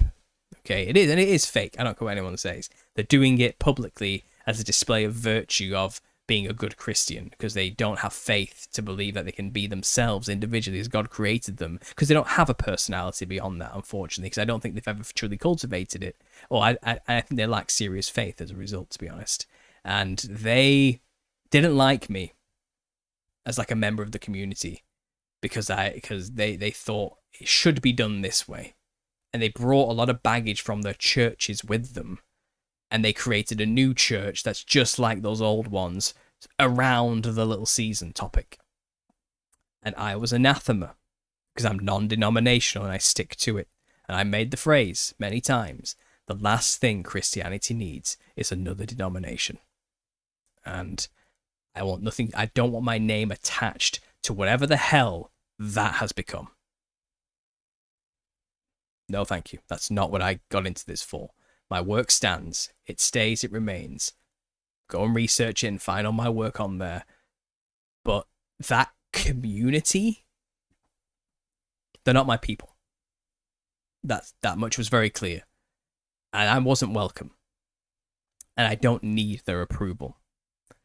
But people from that community have been the most hateful, spiteful, vicious, vindictive, narcissistic, psychopathic, deranged crazies I have ever met and had the misfortune to have in my comment sections and email box.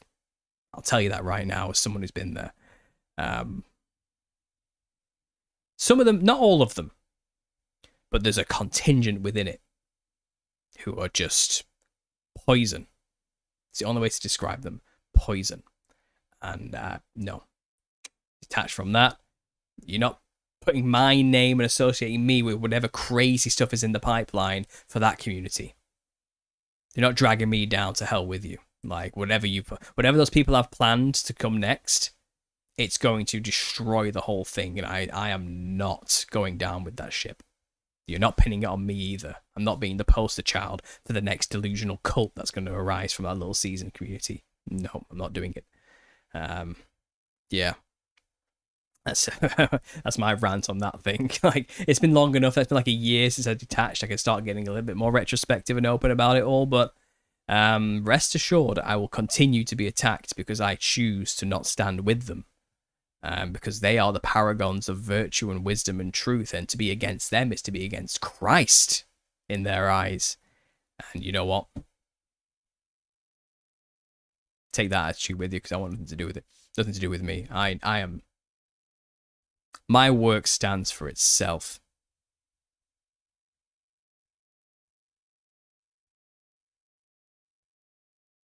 $1000%, Paul. I hear you. It also became non-denomination because of Christianity. Who is your people? I think you know when you meet your people. um, you get a vibe, you know. But look, Christians are my people fundamentally. But there's a lot of Christians out there who have a very, very warped idea of what it is to be a Christian.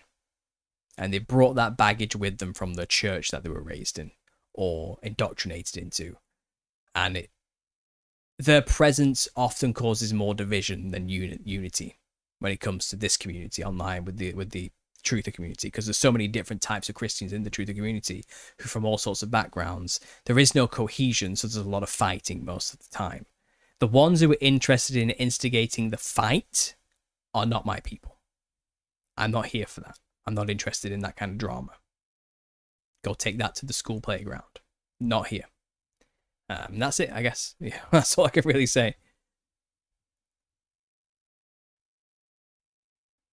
I would rather honest confusion than dishonest assuredness. Yeah, there are a lot of people in the truther community, not even just, forget the little season, I'm saying in the truther community in general, who speak with absolute authority on things they know nothing about, or they just make stuff up with absolute confidence to the point where it sounds true because they're so confident when saying it. And that's a problem. That's another problem that needs to be addressed, to be honest. Maybe not today, but maybe another time.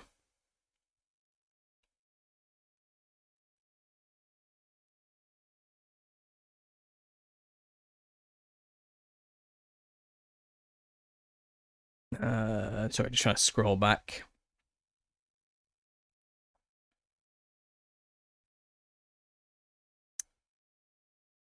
Very true what you say, Paul, says TechnoKid. Thank you. Many places, friend. I like how you say Christian contrarian. I get much identify with that. Yeah. It's not that I'm not a Christian.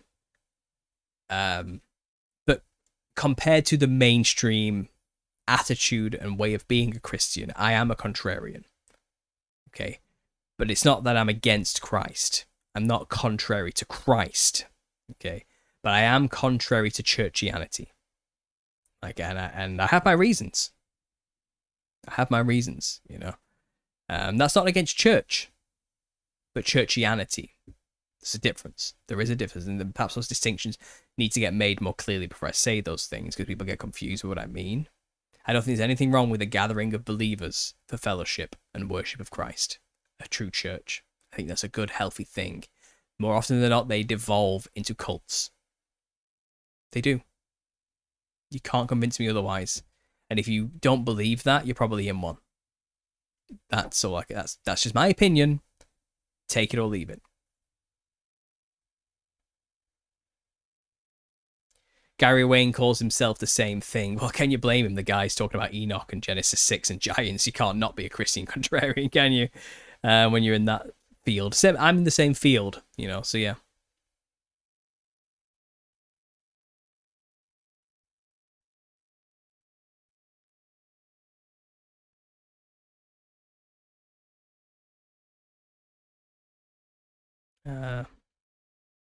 If I'm your people, you're my people. I like people who like people, don't like people who don't like people. Something like that, yeah. You have a very accurate view of the Little Season community. I feel the same way, Paul. I'm staying in, but trying to stay separate. Wish me luck and pray on top of that. Yeah, look, I mean, no doubt someone somewhere is going to clip this whole thing and make a whole thing out of it that it doesn't need to be made. My opinion shouldn't matter to them because they're left to their own devices to go and do what you want to do. You know, I'm not involved. But for some reason they keep wanting to drag me back into it and keep slurring me every now and then and backbited, underhandedly referencing me when talking about something, a bad way of being a Christian or something like this. It's like, leave me out of it. I'm out. You don't need me. You don't need me. Go on. You wanted this ship, go and sail it. You know, just look out for that iceberg over there. You seem to be barreling it towards. Whatever, like, go take it. You want it, have it. Leave me alone. But they won't. Like, they won't. And that's just unfortunate, isn't it? And there's a lot of nonsense. A lot of them think A lot of people have an idea about me and why I chose to get out that is just completely made up and false and wrong and delusional. That's the only way to describe it. Uh, Convenient to their own delusions and narrative, but not at all based in reality or true whatsoever. The truth is actually much more boring and simple than some complex conspiracy. I left because I didn't like the people involved. That's it. But it's much easier to believe in some grand conspiracy silenced me than just to simply accept that I didn't like the way I was being treated by members of the community. And I wash my hands of them because the truth doesn't need me as a voice within that community to spread it. Okay? I don't have to be a member of their group in order to preach the truth. The things can be separate from one another. Like, the community itself made me leave because they were terrifying my family and me to the point where this is delusional and dangerous and weird. And it's best just to stay away. Leave them to it. Like, and that was just my choice. I just made that choice. Like, yeah, this is for the best. I've got a book to write anyway. I've got other videos to make on other topics, which are falling to the wayside over this thing. I've said everything I can possibly say anyway. I'm on repeat now. I'm going to take a huge hit monetarily, and I did, because I was earning a lot of money talking about it. Yet, contradictorily, people keep trying to say to me or make this point like, Paul stopped talking about the little season because he wants to earn money instead. So now he's turned to talking about all the other things to make more money. It's like I'm making less money now. Significantly less money now, not talking about the little season. Because the people in the little season community treat it like church, and because they have this attitude of the rules of church, they tithe to people like me or JT or anyone in the community, really, any member of the community of the little season creators. Like, they get sent copious amounts of money. A lot of money, because the people listening believe this is their church and they are ordered to give money to the church. So if it's not ad revenue, then it's donations. Okay, and I was never making more money on YouTube than when I was making little season content. Yet they want to tell me, oh, he stopped talking about it for money. Honestly, that's another one of the delusional things they say. It's like, nope, not even close to true. Like, not at all. I make less money now. I do. And I'm happier. It's like I'm happy and freer, and it didn't matter. And it's kind of... The little season community became shackles for me. I wasn't allowed to talk about other things. I wasn't allowed to have free individual thought and opinions on other stuff. And people had these expectations of me that were unrealistic, ridiculous. And I wasn't allowed to be human. Okay, and when I made a mistake and also made the choice to leave, the true colors came out. And it only certified for me I was right to get away from these people. Or distance myself or make clear I'm out. Because these people, a big portion of them, are nuts. Like, absolutely delusionally insane.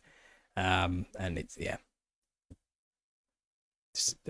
Honestly, that's just the honest truth. There's nothing weird about it. Like, there was no knock on my door or anything like that. No, you better stop talking or else. Nothing like that. Like, no one's knocked on anyone else's door either, I can guarantee it. Take that what you will, but people just don't want to believe me when I tell them the truth on the matter. They don't want to believe it. They're like, no, that can't be the case. That can't be true. The only reason you must have stopped talking about this is because they got to you. It's like nope. Earning less than ever.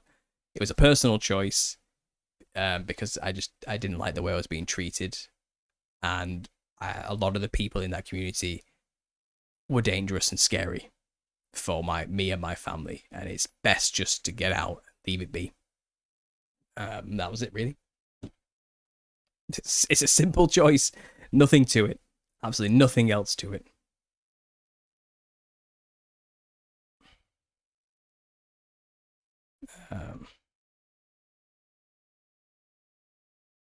The religious folk lock on to the next theological topic. They are zealous and determined to be right, precisely what a Christian shouldn't be.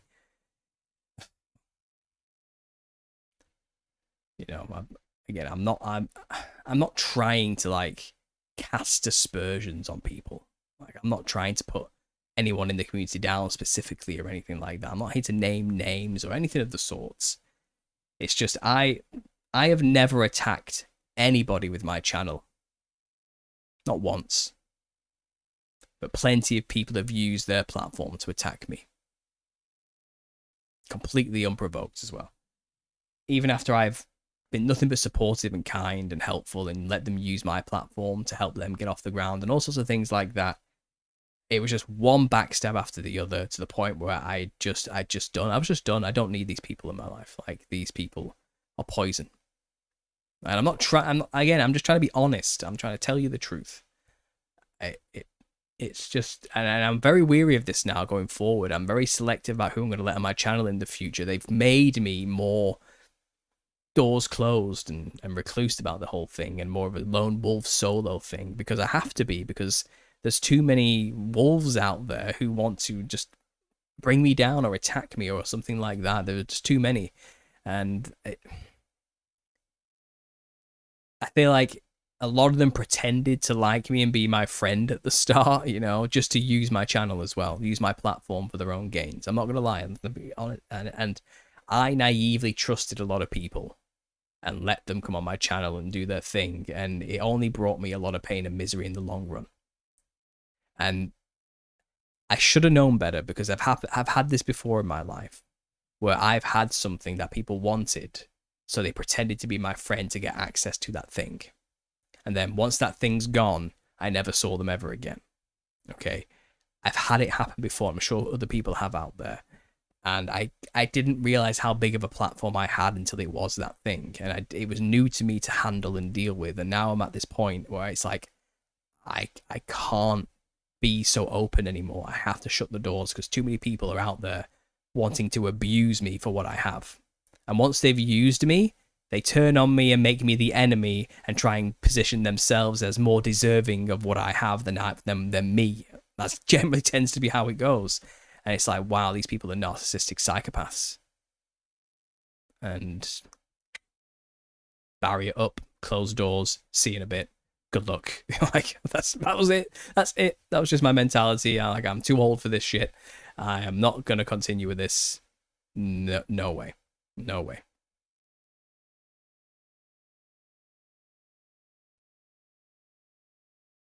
Can't wait for a good solar flare to knock out the gadgets again. Yeah. Impressive that you walked away from the money of the little season, probably interpreted as a blessing. I don't know if it was a blessing.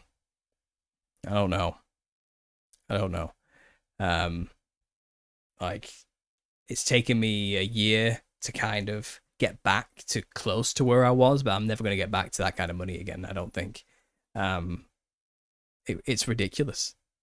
Honestly, like, it's ludicrous the amount of money people just throw at people when they consider them like a religious leader. And I wasn't a leader. I even said repeatedly, I am not a religious leader. I am not a pastor or a preacher.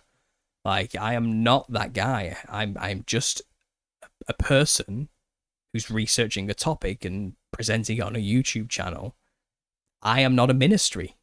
And it didn't matter. It didn't matter. People just kept treating it like it was and behaving that way. And I hated it. I felt guilty about the whole thing. I couldn't. It got to me. It's weird. It's strange.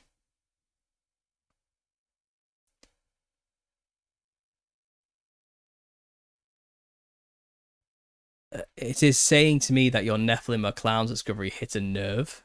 Maybe. I don't know. Like a really sensitive nerve you're hitting. I think so. I think it's important. I think it helps bring people to Jesus in a very unique way. It's novel enough to generate interest that keeps them hooked. But what I'm really doing is expressing why the truth of the Bible is true. Throughout the whole book I write, it's a gospel trap, I call it. All I'm doing is preaching the gospel through every single page by showing the evidence that what the Bible claimed throughout history really is true. And we can find the evidence through the cultures of today and the rituals and what they do and where the source of these rituals come from. It's just a constant testimony that what's in Genesis 6 and what the Bible talks about in Numbers and then what it talks about throughout the genealogies all the way to Christ and what Christ was doing casting out demons was all real. And it still continues through to today. And people still venerate the image of the Nephilim to this day. And it's a testimony to the truth of the Bible. And I think a lot of people in the Little Season community just never read my book and made random assumptions and made their opinion outright.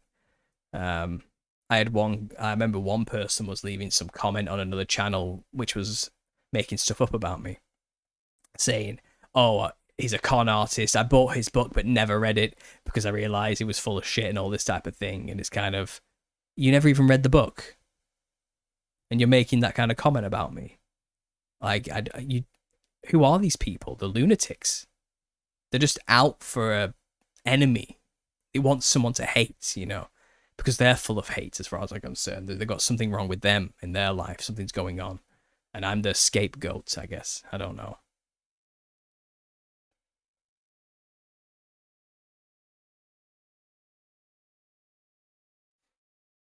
Is it tough seeing family members so lost in the deceptions? It is tough. I mean, yes and no. I mean, I think most of my family is relatively aware of most of the things I'm into and talk about. The level of how much they can integrate that in their life varies on what they're capable of doing. You know, I kind of forgive them. I move on from that because I don't think it's relevant to having healthy relationships. Knowing a bunch of stuff doesn't exactly mean much in the lot when it comes to having a village and having support and community and family, you know.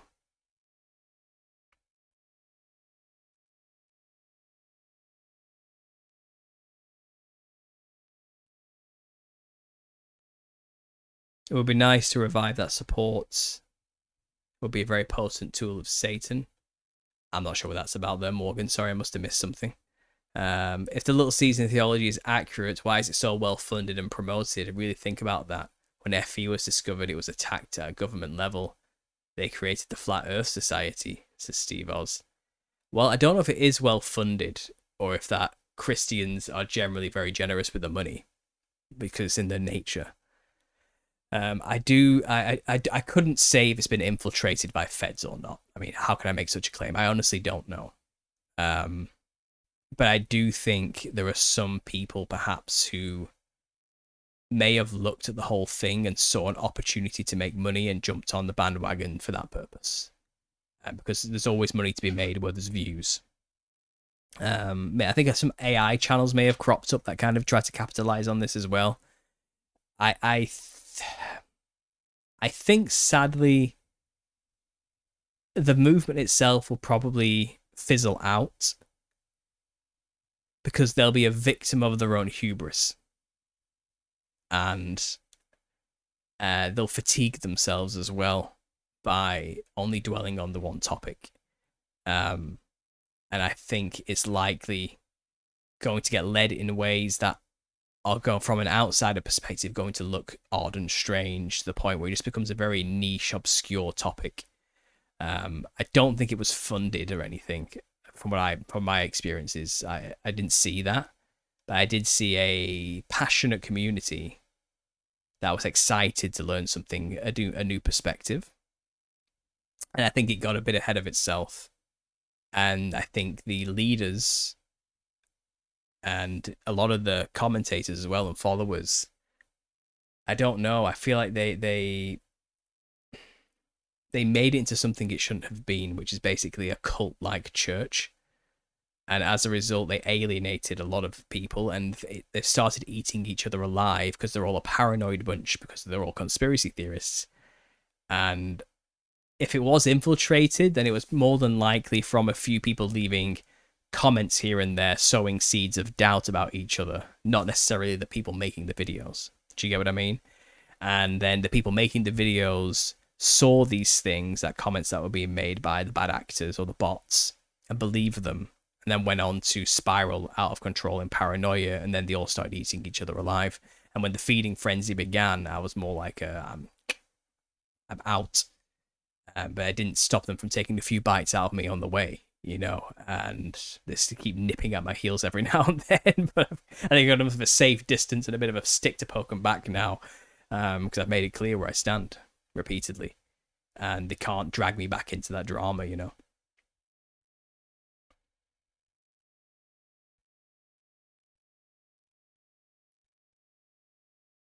I recently saw your interview on Eddie Bravo, and it was the best summary of the Saints Little season I've heard. It's the video I sent to newbies.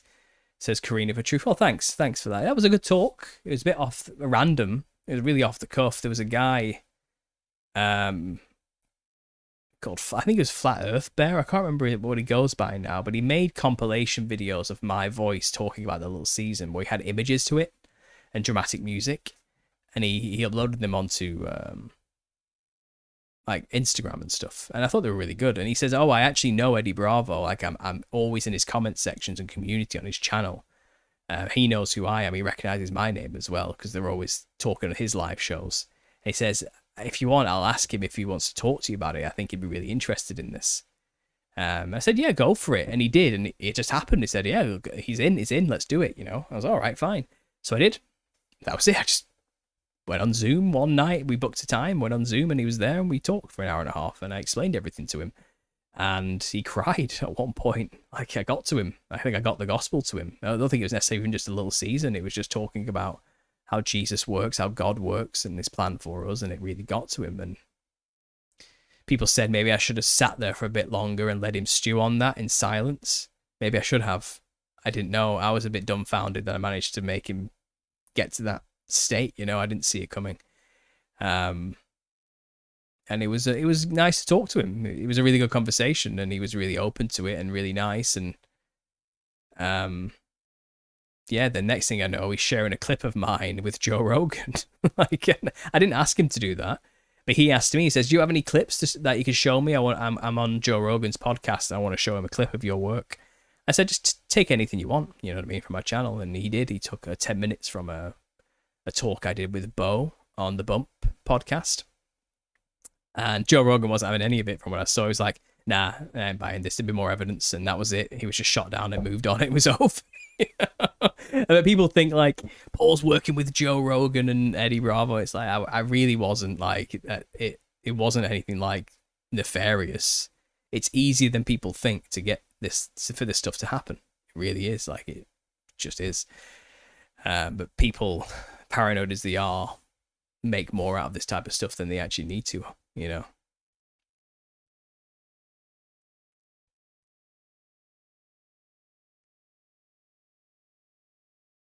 Tony Moccia says, "I'm sure the devil probably has a team designated to mess with little season people, though, too, as he does with everything. Probably. It might be more spiritual than actual malevolent agents, perhaps. We have to give room for God to work in them, and then the time's right, we can give them along." Yeah. You are not you are one of the ones who comes media trained. I do not have to worry about you being inappropriate. Who's media? I'm not media trained. I guess I've got enough experience doing this. I guess I don't know. The blue box is the test of reasonable truth. No blue box, then they don't care. Nothing to do with money, rather truth. The evil elite are religious and know the truth, no question. I'm not sure what the blue box means. If you can explain that to me a bit more.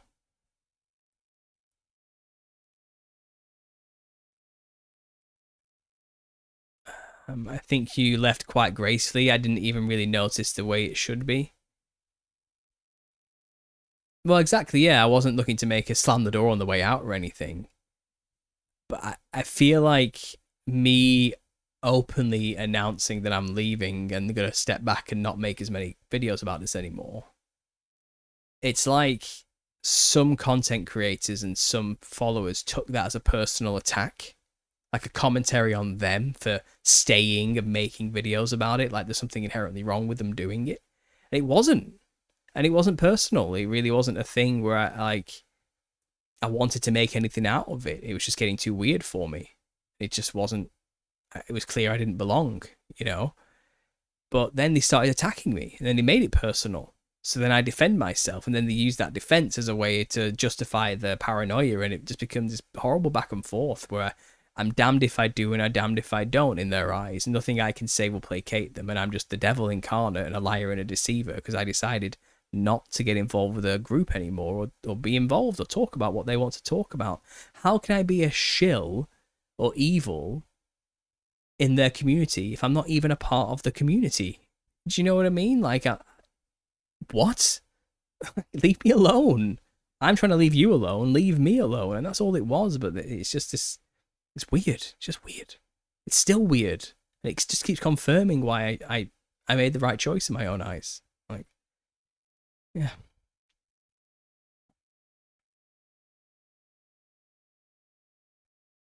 The closer you bring people to God, the more you'll find these types. They spawn out of nowhere from the enemy camp. I guess so. Yeah. I mean, yeah. I don't know, man. I mean, I'm used to like hardcore comments from people. Don't get me wrong. I've been doing this for over a decade, a lot longer than most of these little season people have. You know. They showed me a side of Christians that I guess I'm not happy to have discovered. You know, I guess I've learned something as well. I guess I learned something of value from it as a result, and it's going to make me stronger as a result going forward.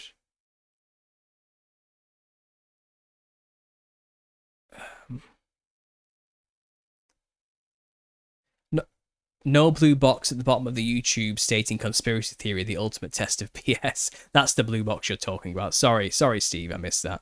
I get it now.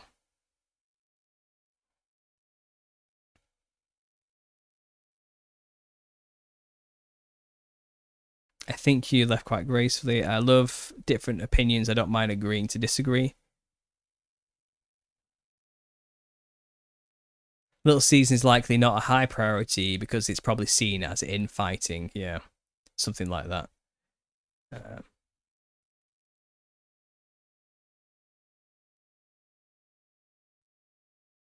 Coming to an understanding of LC can bring understanding of all things. Unfortunately, it's a hard truth for many. Oh, Arlene, I'm not denying that there's some powerful stuff about the little season and the topic itself. I just think it's being handled so terribly.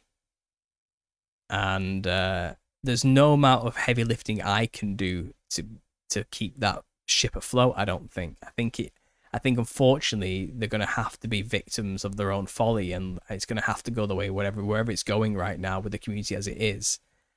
And maybe if they succeed and get it further, and all props to them, but I don't know. I can't be on board with the attitudes and the behaviors and the way it is right now. There's just, I guess I see more as a content creator than some people. The information's not bad, but people are just peopling and doing what people do, and it's poisonous to be a part of it. It's soul crushing. It's horrible. It's really hard. It's a terrible environment to be a part of. And not everybody in that community is the nice person they like to present themselves out to publicly. Trust me, you know, there's stuff going on which I just don't want to be. Keep me out of it. Just stay away from it. Leave me alone. Like, honestly, that's all I can really say.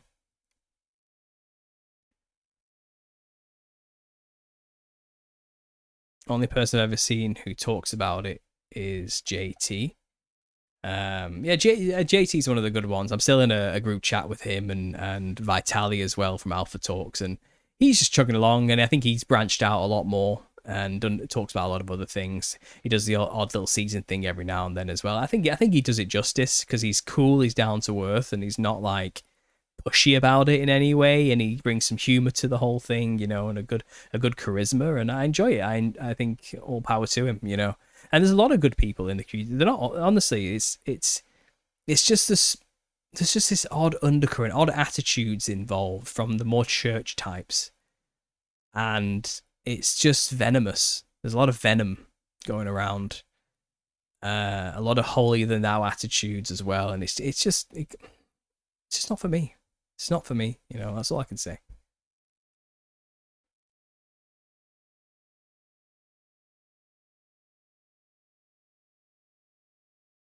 Oh yeah, I like Alpha Talks. I've seen some of his videos. Yeah, really, really sound guy. I think he's been going through some troubles at work. I think he lost his job recently. I think he's coming back to YouTube a lot more.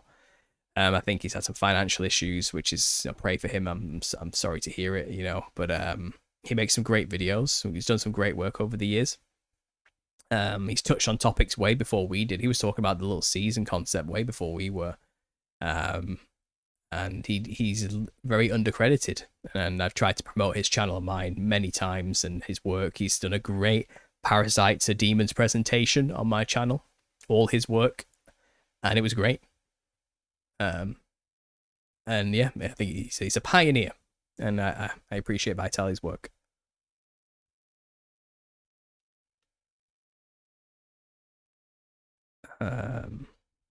Is community finna learn the hard way? Some says it's the only way. Yeah, I guess that's true. Yeah.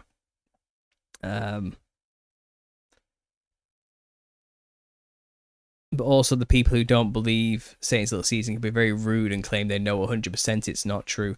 Oh yeah, Annabelle, honestly, like the opposition to the Little Season is rough too. That's another part of it. Like the vitriol you get from the futurist types was rough.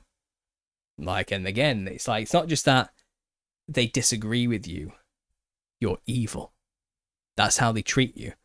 And again, it's Christians primarily. Like they are vicious to each other. I think Christianity as a whole is the most divided community on earth, and that's exactly how the devil wants it. It's such a shame. It's such a shame. Like everyone has their own vested interest and belief in their denomination and their interpretation of Revelation and end times theology, and eschatology, that it's just the last thing Christianity needs is another denomination. The last thing Christianity needs is more denominations fighting against other denominations. We need to be united as the body of Christ. And that's it. But at least online, maybe it's not like this in real life, but online, it's vicious. Like, it's crazy. And again, I wasn't raised in a church. I found Jesus in the lowest points all alone, and I've built my faith just on his word. And as I've spoken, as I learn, the church types have come at me and attacked me in many ways. Because again, I'm not doing it their way. And there's something about that. It's kind of like, well, you can't all be right. Okay, either it's God's way or no way. But you're all claiming only your way is God's way. And that alone is extremely suspect to me. So I've decided I'm going to keep it simple. I believe in the work of Jesus Christ on the cross, and that I am covered through his sacrifice and his blood from judgment, and that my sins are washed clean from God's perspective, because when he looks upon me at judgment, he will look upon his son Jesus because of what he did for me. I believe that with all my heart. And that's it. There's nothing else to do. Now, because I'm a person and I have a life to live, I understand that there are some good advice and rules I should follow, which will be conducive to a happy, long, productive life. And it'll give me the life that God intended me to have should I follow them. Though it's not following those rules that saves me. But it would be helpful to follow them if I so choose, and I will see the benefits because God says so. And so far it has not failed the more I try to align myself to the basic 10 commandments and to try and live as Christ lived and to preach the word and bring other people to this understanding and sacrifice myself to serve others every day. It feeds the soul in a way food simply can't. That's it. I don't think it needs anything else. Now, everything else is an extra, including church. Okay? Some people, I think, need that. And that's okay. I have no problem with the gathering of believers for fellowship. Okay? But then when it starts telling me you need to do these rituals, and you need to turn up on time, you need to pay your tithes, you need to follow our rules, and you need to do X, Y, and Z, that's where you've lost me. You've lost me there. Okay? That's okay for them. That's not how it works for me. I don't think it's just not. I'm not interested in overcomplicating the gospel. Keep it simple. That's just my attitude towards it. And I will get emails telling me I am wrong. And I'm evil. Or I need to repent. Or I need to take part in the Blessed Sacrament. Or you must be baptized in the waters by an official. Or all this other stuff going on. They're telling me, no, you didn't do it how I did it. So you're not saved. And it's like, what am I supposed to do to be saved in your eyes? Because I'm pretty sure Christ made it clear there's nothing I can do to be saved. Why are you trying to tell me otherwise? Why are you trying to overcomplicate the good news? It wouldn't be good news otherwise. And that's it, basically.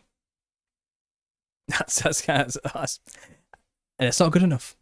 Like, it's not good enough for some Christians. Like, that alone is that makes me public enemy number one in their eyes, and it's really rough. Like, that's not what I want. I'm not trying to divide the body of Christ any further. I try to simplify it and bring us together under the union of a belief in a thankfulness for what Christ did for us. And that's all it should be. And then in between that, a church and a fellowship can be useful for support and communal support as well, and to have safety nets to fall back on when things get hard and the rest of it. I get all that. And some people might need the word teaching to them because maybe they don't have the capacity to understand it themselves. And I get all that, and I get there's edifying reasons for doing all of that, but more often than not, I've just seen it devolve into cult mentality and cult of personality, and it becomes this mockery of whatever the church was supposed to be, to the point where it's just not for me. I get my fellowship every day on here, doing this, talking to people, I talk about the gospel every day. I talk about the Bible every day. I pray incessantly every day. I actively take part in my life and try and live the best I can every day. And I fail. I go back up and I try again. And I keep it simple. And it's bared good fruit for me so far. So I don't know. People keep telling me, "Oh, you're doing it wrong. You're doing it wrong." I don't know. I don't know. Maybe I am, but until God tells me otherwise, I'm not going to listen to what any man says. You know what I mean? For whoever exalts himself will be humbled, and he who humbles himself will be exalted. Luke 14:11. Yeah. They are dividing, like Jesus said, if you're not gathered with me, you're scattered. Yeah. Devil wants division. Why I flunked math. Believing in Jesus first and foremost. Paul goes hard, y'all. Good stuff. Oh, I don't know if I'm going hard. I'm preaching the basic gospel, but yeah, I think I get the sentiment.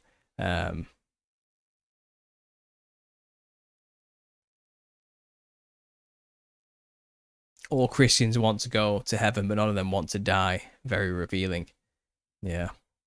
Anybody who hasn't got the capacity or intelligence to understand the scientific evidence that proves evolution beyond doubt is stuck on stupid.